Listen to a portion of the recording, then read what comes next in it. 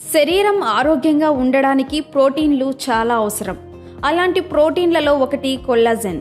శరీరంలోని మొత్తం ప్రోటీన్లో 30% ఇదే ఉంటుంది. చర్మ ఆరోగ్యం నుండి ఎముకలు, కండరాలు బలంగా ఉండడం వరకు ఇది చాలా విధాలుగా ఉపయోగపడుతుంది. అయితే వయస్సు పెరిగే కొద్దీ ప్రతి వ్యక్తి శరీరంలో కొల్లాజెన్ ఉత్పత్తి తగ్గుతుంది.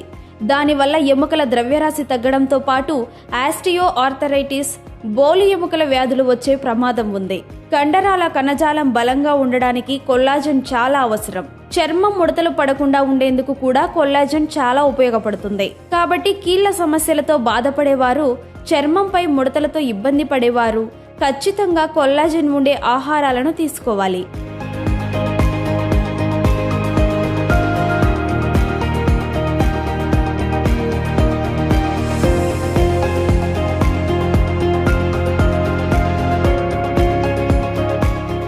పాలకూర, తోటకూర, బచ్చలి కూర వంటి ఆకుకూరలలో విటమిన్ సి, క్లోరోఫిల్ పుష్కలంగా ఉంటాయి.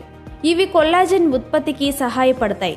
సిట్రస్ పండ్లలో ఉండే విటమిన్ సి, యాంటీ ఆక్సిడెంట్లు కూడా కొల్లాజెన్ ఉత్పత్తిని పెంచడంలో ఉపయోగపడతాయి.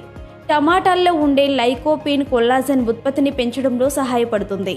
చిక్కుళ్ళు, బీన్స్లో కొల్లాజెన్ సంశ్లేషణకు సహకరించే అమైనో యాసిడ్లు ఉంటాయి.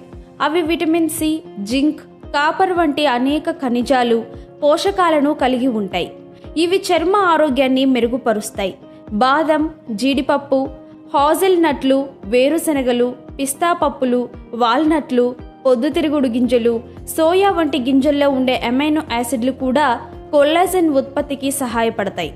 శుద్ధి చేసిన ధాన్యాల కంటే తృణధాన్యాలకు ఎక్కువ ప్రాధాన్యత ఇవ్వండి. ఎందుకంటే శుద్ధి చేసిన వాటిలో మన శరీరానికి అవసరమైన పోషకాలు తీసేస్తారు.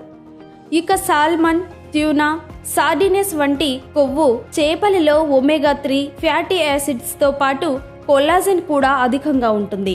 ఇవి చర్మాన్ని హైడ్రేటెడ్గా ఉంచడంతో పాటు వాపును తగ్గించడంలో సహాయపడతాయి. ఈ కొల్లాజెన్ రిచ్ ఫుడ్స్ను మీ ఆహారంలో చేర్చుకుంటే ఎముకలు, కండరాలతో పాటు మీ చర్మం, జుట్టు కూడా ఆరోగ్యంగా ఉంటాయి.